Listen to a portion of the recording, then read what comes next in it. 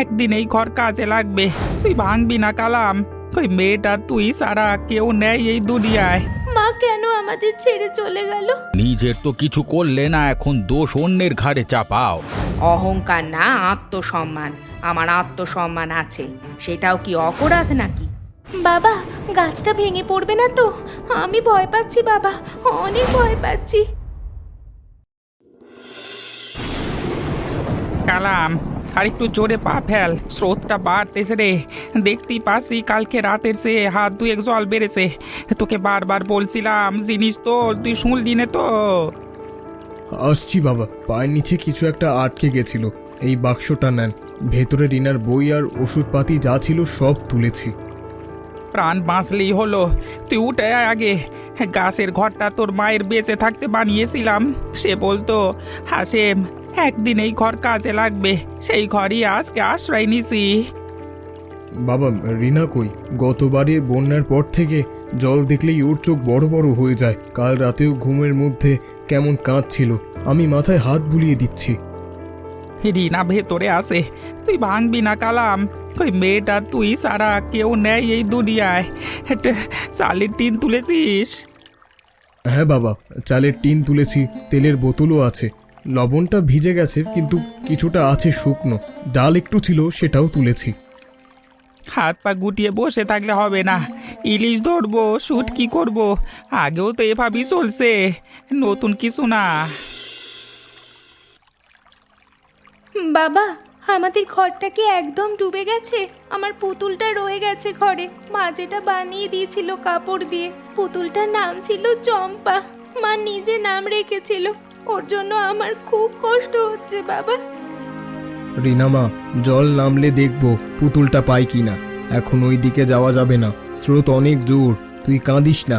মনে আছে তোর মা যখন তোকে স্কুলে পাঠাতো কি বলতো?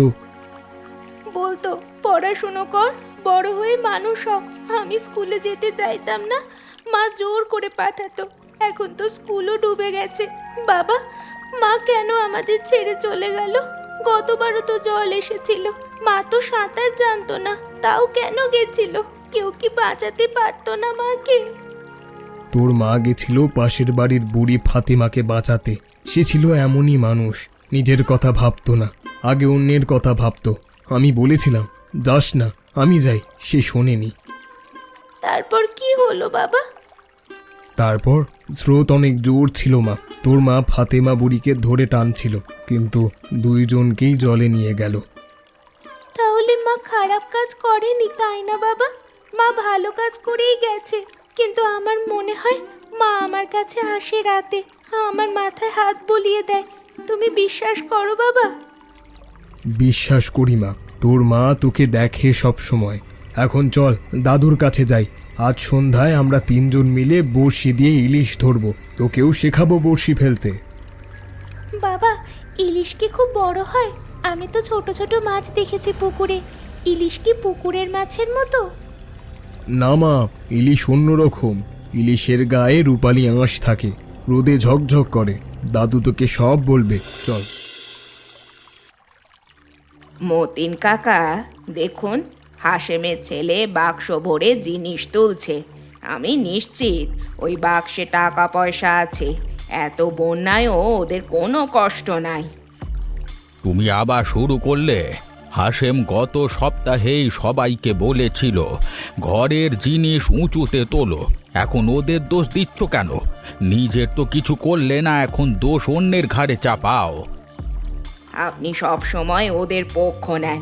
আমি একা মানুষ, আমার স্বামী শহরে থাকে, আমাকে কেউ দেখে না। বন্যায় আমি একলা পড়ে গেছি, কেউ কি আমার খোঁজ নিচ্ছে? আমি কি মানুষ নই? তোমার কথায় কষ্ট হয়, মরা মানুষের কথা এভাবে বলতে নেই।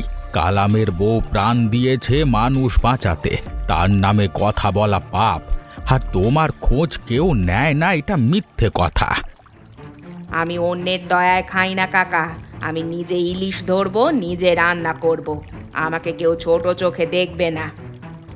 দয়া না, এটা মানুষের ধর্ম। পাশের মানুষ না খেয়ে থাকবে আর আমি ভাত খাবো, এটা তো হয় না। অহংকার না, আত্মসম্মান। আমার আত্মসম্মান আছে। সেটাও কি অপরাধ নাকি? রিনা, এই দেখ, এই হলো টোপ। কেঁচো লাগাতে হয় এইভাবে বড়শির এই মুখটায়। কিন্তু ইলিশ কিন্তু কেঁচো খায় না, সাধারণত ওরা চিংড়ির টোপে আসে বেশি। ইলিশ কি অনেক দূর থেকে আসে? আমাদের নদীতে সব সময় তো ইলিশ থাকে না, বর্ষার সময় কেন আসে ওরা? ওরা কি পথ চেনে? ইলিশ আসে সমুদ্র থেকে মা। বর্ষায় নদীর জল বাড়ে, ওরা সেই স্রোত ধরে উজানের দিকে সাঁতরে আসে। ওদের পেটে ডিম থাকে, মিষ্টি জলে ডিম সারতে আসে। এটাই প্রকৃতির নিয়ম, যেখানে জন্ম সেখানেই ফিরে আসে। দাদু, ইলিশ কি সত্যি এত দূর থেকে আসে? সমুদ্র তো অনেক অনেক দূরে, ওরা ক্লান্ত হয় না? হয় মা, ক্লান্ত হয়, কিন্তু ওদের ভেতরে একটা টান আছে, মিষ্টি জলের টান। সেই টানে ওরা গত মাইল পাড়ি দেয়। মানুষও তাই নিজের মাটির টান কেউ ভুলতে পারিনি। দাদু, আমি কি বড়শি ধরতে পারবো? আমার হাত তো ছোট, মাছে টান দিলে আমি কি পড়ে যাব? পড়বি না মা, পড়বি না, আমি তো আসি পাশে। তুই ধরবি, আমি তোর হাত ধরে থাকবো।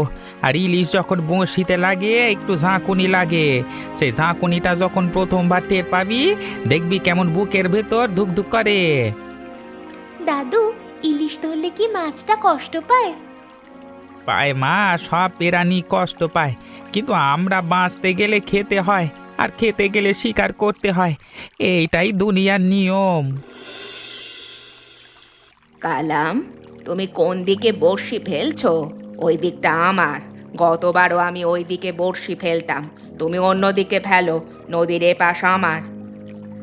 নদীর কি ভাগাভাগি হয়? জল তো সবার, মাছও সবার। আপনি আপনার দিকে ফেলেন, আমি আমার দিকে ফেলছি। তোমরা সব কিছুতে আমাকে ঠকাও।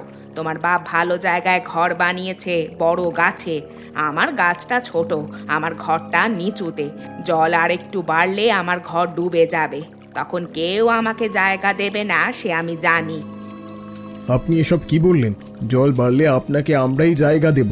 বাবা আগেও বলেছে। আপনি কেন সব সময় মনে করেন সবাই আপনার শত্রু? কথায় কি হয় কালাম, কাজে দেখাও। তোমার মরা বউকে নিয়ে সবাই এত কথা বলে। কি মহান মানুষ ছিল, কি ত্যাগ করেছে। আমার বউয়ের কথা এভাবে বলবেন না, অনুরোধ করছি। সে আর নেই, ওর কথা ওভাবে বলা ঠিক না।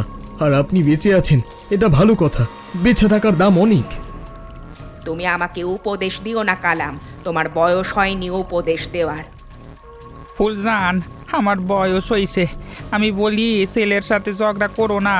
রাত হচ্ছে, মাছ ভয় পেয়ে যাবে শীতকালে। চুপচাপ বড়শি ফেলো, মাছ ধরো। হাসেম, ফুলজানকে নিয়ে আমি চিন্তায় আছি। মেয়েটার স্বামী শহরে গেছে 2 বছর হলো, ফেরার নামই নেই। একা মানুষ, মনের কষ্ট বাইরে বের করতে পারবে না। বুঝি মতিন ভাই, আমি বুঝি, কিন্তু সে আমার মরা বৌমার নাম নিয়ে কথা বলে, এটাই সহ্য করা কঠিন। আমার ছেলে কালাম কিছু বলে না, চুপ করে থাকে, কিন্তু ভেতরে ভেতরে কষ্ট পায়। ঠিক না, তা আমিও জানি, কিন্তু ফুলজান অসুস্থ মানুষ, মনের অসুখ। একাকিত্ব মানুষকে বিষাক্ত করে দেয়। আমি ওকে বলেছি আজকে আমার ঘরে এসে ভাত খেতে। ওকে একা একা ফেলে রাখা ঠিক না। ওর গাছটা সত্যি নিচু, জল বাড়লে বিপদ হইব। আমি কালামকে বলবো কালকে সকালে ওর ঘরটা একটু উঁচু করে দিতে, বাঁশ দিয়ে মাছা বাইরে দিলেই হবে। এটাই ঠিক কাজ হাসেম। মানুষ যখন দেখে কেউ তার জন্য কিছু করছে, তখন পাথরের মনও গলে। ফুলজানও গলবে, সময় লাগবে। নটিন ভাই, তোমার কথা শোনার মতো আমিও বুড়ো হয়েছি, কিন্তু তোমার মতো বুদ্ধি হয়নি আমার। তুমি না থাকলে এই গ্রামে কত ঝগড়া হতো কে জানে। আমি এসেছি আপনার ঘরের মাচাটা একটু উঁচু করে দিতে। বাবা বলেছে এই বাঁশগুলো দিয়ে নিচে ঠেকান দিলে ঘরটা আর একটু উপরে উঠবে। বেশি সময় লাগবে না, ঘন্টাখানেকের কাজ। কে বলেছে তোমাকে আসতে? আমি কি সাহায্য চেয়েছি? আমার ঘর আমি নিজে দেখব, তোমাদের দয়ার কোনো দরকার নাই আমার। দয়া না, এটা কর্তব্য। গ্রামের মানুষ গ্রামের মানুষকে সাহায্য করবে, এটা তো স্বাভাবিক। আমার মা বেঁচে থাকতে বলতো প্রতিবেশীর ঘর আগে, তারপর নিজের ঘর। তোমার মায়ের কথা শুনতে শুনতে আমার কান ঝালাপালা হয়ে গেল। সবাই ওকে নিয়ে কথা বলে, যেন এই গ্রামে আর কোনো ভালো মানুষ নেই। আপনিও ভালো মানুষ, সেটা সবাই জানে, কিন্তু ভালো তো তখনই বোঝা যায় যখন অন্যের জন্য কিছু করেন আর তারপর ভুলে যান। তুমি বড় কথা বলো কালাম, তোমার বউয়ের মতো। এই কথাটা আমার কাছে প্রশংসার মতো লাগে। আমার বউয়ের মতো হওয়া সহজ না, কিন্তু চেষ্টা করি। করো, যা করতে চাও করো, কিন্তু আমি ঋণী থাকবো না। আমি ইলিশ ধরে শোধ দেব। শোধ দেওয়ার কিছু নাই, তবে ইলিশ ধরলে একটা দেবেন। রিনা খুব পছন্দ করে ইলিশ ভাজা। রিনা মা, একা একা কি ভাবছো? তোর বাবা দাদু তো পাশে কাজ করছে, তুই যা না ওদের কাছে। মতিন দাদু, আমি ভাবছি ফুলজান কাকি কেন এত রাগ করে। কাল রাতে আমার মায়ের কথা বলছিল, আমি শুনেছি। না মা, তোর মা কারো সাথে খারাপ ব্যবহার করেনি কোনোদিন। রিনা ফুলজান তোর মাকে পছন্দ করতো ঠিকই, কিন্তু একা মানুষ, একা থাকলে মনে অনেক কষ্ট জমে। মা চলে যাওয়ার পর কাকি আরো একা হয়ে গেছে। আমিও তো একা, আমার তো মা নেই, কিন্তু আমি তো কারোর সাথে রাগ করি না।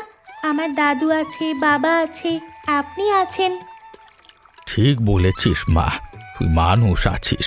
ফুলজান কাকির কেউ নেই, স্বামী দূরে, ছেলে মেয়ে হয়নি।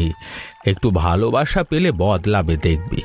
তুই একদিন গিয়ে বল, চাচি আমাকে একটু গল্প বলো। সত্যি আমি যাব, কিন্তু সে রাগ করলে আমি যে ভয় পাই। ছোট মানুষের মুখের কথায় বড় মানুষের মন গলে, এটা চিরকালের নিয়ম। ঠিক আছে দাদু, আমি যাব। আমি বলবো তুমি আমার মায়ের বান্ধবী ছিলে। তুমি আমাকে গল্প বলো মায়ের, মা কেমন ছিল ছোটবেলায়, কি করতো, এসব বলো। বাহ, তুই তো বুদ্ধিমতী মেয়েরই না, তোর মাও এমন বুদ্ধিমতী ছিল। কালাম, আজকে রাতে ঝড় আসবে, আকাশ দেখেই বুঝতে পারছি। বড়শি গুটিয়ে রাখ, সব জিনিস ভেতরে নে। কাকির ঘরটা কে সামলাবে? আমি আজ যে বাঁশ দিয়েছি তাতে কিছুটা শক্ত হচ্ছে, কিন্তু জোরে ঝড়ে কি হবে বলা মুশকিল। আমিও সেই কথাই ভাবছি, মতিন ভাইয়ের কাছে যেতে পারবে না, সাঁকো ঝড়ে ভেঙে পড়বো। চাচি আসবে বাবা, ওর অহংকারে সে আসবে না বলবে। আমি বললে রাগ করবে, বলবে দয়া দেখাচ্ছি। সকালেও তো দেখলে বাঁশ দিতে গেলে কত কথা শুনলাম। তুই যা বল, বাবা ডাকছে, আমার ডাকে আসবে। ফুলজান যতই রাগী হোক, বয়সে সম্মান সে করে। ঠিক আছে বাবা, যাচ্ছি। রিনাকে ভেতরে রেখো, ও ভয় পাচ্ছে ঝড়ের আওয়াজে। যা যা, তাড়াতাড়ি যা, আর সাঁকো দিয়ে যাবি, জলে নামবি না। স্রোত বেড়ে গেছে, নামলে বিপদ। বাবা, গাছটা ভেঙে পড়বে না তো? আমি ভয় পাচ্ছি বাবা, অনেক ভয় পাচ্ছি। ওই যে শব্দটা, ওটা কি? কোনো গাছ ভেঙে পড়লো? বাবা আমাকে ধরো, আমাকে ছেড়ে দিও না। তুই চোখ বন্ধ কর, কান ঢেকে রাখ হাত দিয়ে। রিনা, ভয় পাস না মা, ওটা তাল গাছের ডাল ভাঙার শব্দ। আমাদের গাছটা কদম গাছ, অনেক শক্ত, সহজে ভাঙে না। তোর বাবার হাত ব্যথা হয়ে গেছে তোকে ধরে ধরে। আমার কাছে আয় একটু। তুমি ভয় পাচ্ছ না? পাচ্ছি মা, পাচ্ছি, কিন্তু তোকে দেখে ভয়টা একটু কম লাগছে। একটু আগে আমি একা ছিলাম নিজের ঘরে, তখন এত ভয় লাগছিল, ভাবছিলাম এইবার বুঝি শেষ। তুমি এখন থেকে আমাদের সাথে থেকো, একা থেকো না। দাদু তো বলে একা থাকলে মন খারাপ হয়, মন খারাপ হলে রাগ হয়। তুমি আমাদের সাথে থাকলে আর রাগ হবে না। তোর দাদু ঠিকই বলে মা। আমি অনেক রাগ করেছি সবার সাথে, অনেক খারাপ কথা বলেছি। রাতে ঘুম আসে না, শুধু ভাবি আমার জীবনটা কোথায় গেল, কি পেলাম আমি। ফুলজান, তুমি আমাদের লোক, এই গ্রামে আমরা সবাই একে অপরের পাশে থাকবো। তুমি একা না, আমরা আছি তোমাদের পাশে। এখন চুপ করো সবাই, ঝড়টা সামলাই আগে। ওপরওয়ালার নাম নাও, তিনি বাঁচাবেন। কালাম দেখ, ফুলজানের গাছটা ভাঙছে। ফুলজানকে আগে নিয়ে এলাম, নইলে আজকে রাতে কি হতো ভাবতেও পারি না। বাবা, মতিন কাকার ঘরটা কেমন আছে? ওদিকে দেখতে পাচ্ছি না। অন্ধকারে কিছু বোঝা যাচ্ছে না, শুনতে পাচ্ছেন? ঠিক ঠিক, আমি ঠিক আছি কালাম, ভয় পাস নে। আমার গাছটা শক্ত, ঘরও আছে। তোরা ভেতরে যা, বাইরে দাঁড়াস নে। শুনলি মতিন ভাই ঠিক আছে, চিৎকার করে লাভ নেই, জ্বরের শব্দে কিছু শোনা যাবে না। বাবা, আমাদের গাছটাও দুলছে অনেক বেশি, আগে কোনোদিন এত দোলেনি। আমি দড়ি দিয়ে ঘরের খুঁটিগুলো আঁকড়ে বাঁধি, একটু শক্ত করি। কর কর, তাড়াতাড়ি কর। আর শোন, যাই হোক রিনাকে ছাড়বি নে। আমি বুড়া মানুষ, আমার কিছু হলে কিছু যায় আসে না। বাবা, তুমি এসব কি কথা বলো? তোমার কিছু হলে কিছু যায় আসে না, এটা বলো না। রিনার দাদু তুমি। ঠিক আছে ঠিক আছে, যা যা ভেতরে যা।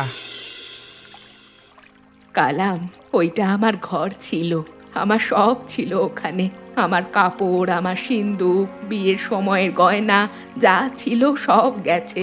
আমি যদি ওখানে থাকতাম রাত্রে, আমিও যেতাম। তুমি তুমি না আসলে আমি আজকে বেঁচে থাকতাম না কালাম। জিনিসপত্র আবার হবে, আপনি বেঁচে আছেন, এটাই বড় কথা। না কালাম, তোমার কৃতিত্ব আছে। আমি তোমার সাথে কত খারাপ কথা বলেছি, তোমার মরা বউয়ের নাম নিয়ে কথা বলেছি, তবুও তুমি এসেছিলে আমাকে বাঁচাতে। আমি কি পারতাম এটা? আমি তো রাগে অন্ধ হয়েছিলাম, হিংসায় পুড়ছিলাম। কালাম, তোর বউ সত্যি খুব ভালো মানুষ ছিল, আমি মিথ্যে বলেছি তার নামে। আমাকে ক্ষমা কর, তোর বাবার কাছেও ক্ষমা চাইবো। আমি খারাপ মানুষ কালাম, আমি জানি আমি খারাপ। আপনি খারাপ না, আপনি একা, আর একা মানুষ ভুল করবে, এটা স্বাভাবিক। এখন থেকে আপনি আর একা না, এইটুকু মনে রাখেন। রিনা মা, দেখ, ইলিশ কাটতে হয় এইভাবে।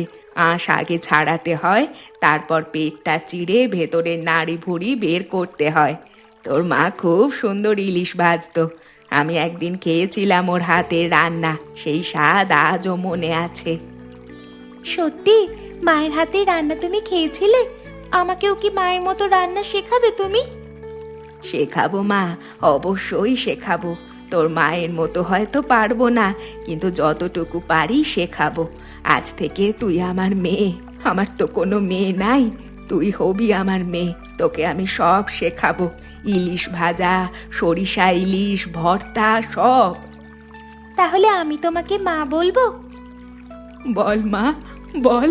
এই একটা কথা শোনার জন্য আমি কতদিন ধরে।